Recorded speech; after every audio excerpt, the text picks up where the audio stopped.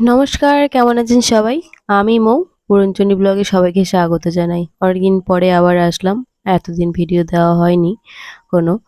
তো আজ আসলাম মায়ের ভিডিও নিয়ে ধান সিদ্ধ হবন করছে। ধানটা আগে ভাবিয়ে এখানে জলের মধ্যে দিয়ে রেখেছিল, আজকে সিদ্ধ করছে খড় দিয়ে। এবছর বাইরে উনান করেছে মানে মাঠের মধ্যে। প্রত্যেক বছর বাড়ির মধ্যে করে, তো এবছর মা বলছে যে খুব গরম পড়েছে, মাঠেই ধান সিদ্ধ করে আর মাঠেই শুকিয়ে নেব। ওই জন্য মাঠে ধান সিদ্ধ বসিয়েছে। আর কাকিমারা ভিতরে আলুও দিয়ে গেছে ধানের ভিতরে সিদ্ধ হওয়ার জন্য। তা এদিকে মা এখানে ধান সিদ্ধ করছে, আগুন ধরিয়ে দিয়েছে, আর আমি আর চিনি বসে বসে গল্প করছি আর দুষ্টুমি করছি মাঠের মধ্যে। আর ওদিকে দেখুন মা কাগজ, কালকে যে ধানগুলো দিয়েছিল সেগুলো কাগজের মধ্যে দিয়েছিল, আর কাগজ পেতেই শুকনো করছে রোদের মধ্যে। কারণ মাঠে ধুলোবালি, কাকড়, সবকিছুই পাথর সবকিছুই আছে।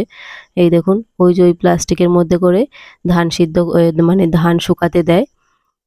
তো এই দেখো চিনি এদিকে কি করছে।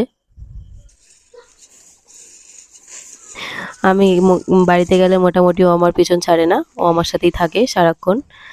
আর এদিকে মার ধান সিদ্ধ হয়ে গিয়েছে, এবার এগুলো নিয়ে ওই রোদেতে মেলে দেবে একটু গরমটা কমলে।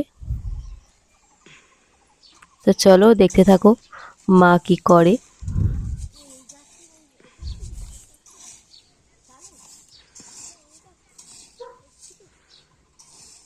আর আমরা দুজন এদিকে বক বক বক বক করছি সারাক্ষণ, আমি আর চিনি। আর রোদও উঠেছে দেখুন, এখন বেশিক্ষণ লাগে না ধান শুকাতে।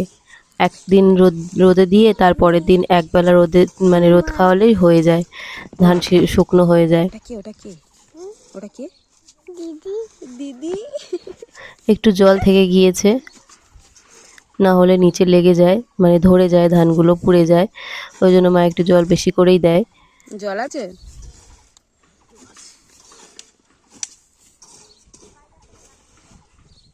দিদি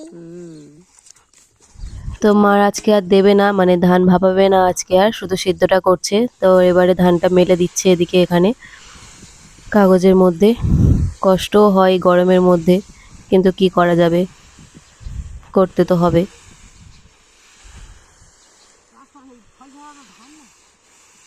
তো যাই হোক, টাটা, সবাই ভালো থাকবেন, সুস্থ থাকবেন, আর ভালো লাগলে অবশ্যই কমেন্ট করবেন।